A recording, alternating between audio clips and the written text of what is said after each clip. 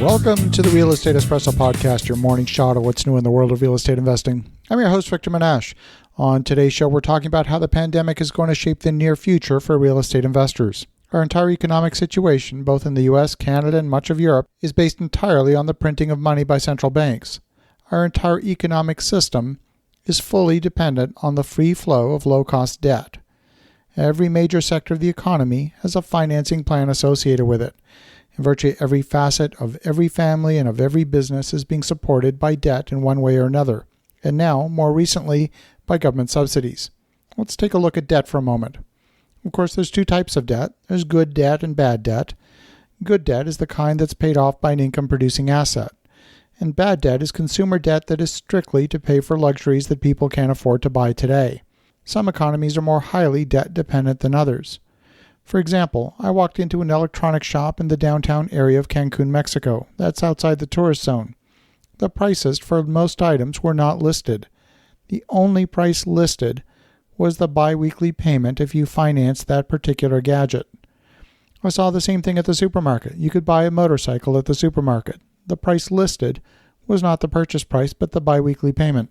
People were being socially conditioned to judge affordability based on how much of their biweekly paycheck they could allocate to that particular luxury. The same thing happens, of course, in the US, Canada, and Europe, but only to a lesser degree. When you go to a car dealership, the sticker price displayed on the vehicle is often the cost of a lease payment. Now, we can't shut off the credit markets without creating economic collapse, but we have to acknowledge that we're way too dependent on credit for things that really should not be financed. Our society increasingly has a planning horizon of 2 weeks. Now, that sounds harsh, there's an element of truth to it. The real question as to what will happen as the result of the pandemic rests on two fundamental questions. Number one, when will the stimulus money stop? And number two, when will the confidence in the currency collapse? The U.S. has largely exhausted their payroll protection program funds. They extended the period of time that the payroll funds can be used, but they haven't allocated any additional funds to the program or allowed borrowers to access more than the 2.5 months worth of payroll. We're now 5 months into the pandemic. The number of people collecting unemployment benefits started to decline in June, but now it's growing again. The pandemic unemployment benefits in the U.S. are set to expire at the end of July in less than 10 days. There's still more than 32 million people collecting unemployment benefits between the regular state-run programs and the pandemic programs. Turning off the taps to the relief money would create mass riots. Now, some states are heavily dependent on tourism and hospitality, like Nevada, where there's about 25% of the workforce collecting unemployment benefits.